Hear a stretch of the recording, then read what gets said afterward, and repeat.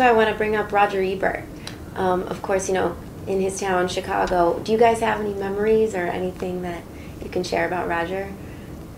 Well, he certainly does. Yeah, I know that Roger was a huge loss. Yeah. And I spent the morning with Chaz, actually. Mm-hmm. Oh, wow.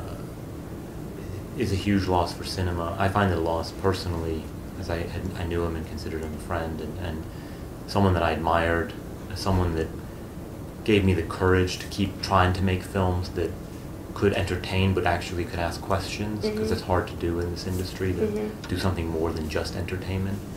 And so he gave me the courage, and also I feel that he helps me push myself, that I want to get better, that I could live up to Roger's standard of cinema, and it's a huge loss. That is true. Roger through his career, you know, actually was a part of film, rather, you know, more than being a critic. You know, he was such a cinephile and he raised the bar, I think, for film, and it's one of the last great critics in a classical sense.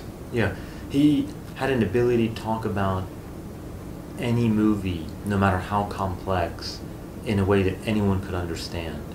And on one end you have very intellectual critics, and on the other hand you have this paparazzi stuff. He had a way to cut through it all and go right to the heart of it, without a lot of fancy talk, which is really hard to do, by the way, to go straight to the heart of it. And that's because I think he was not just a great critic, but he had lived a great life, and he had read all the books, so he knew about life. And the guy had been writing his whole life. Yeah. He was writing since a kid. Sure. So he knew how to. Very perceptive. Very perceptive. Didn't talk at people or above people. Never. Or to people. Yeah. I made my first film in 2005. I didn't know anyone.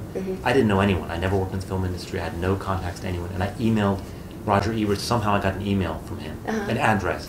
And I was like, I made this movie. It's going to the Venice Film Festival. Would you watch it? He actually replied. Yeah. Not an assistant. He replied. He said, I don't go to Venice, but if your film plays in America, I would see it. And I said, well, then I said, it's going to Sundance. He came. Wow. He himself came and said, hey, you emailed me. I'm coming to watch your film. Yeah. I don't know anyone. The movie was a bunch of non-professional actors in it. And he showed up. Yeah.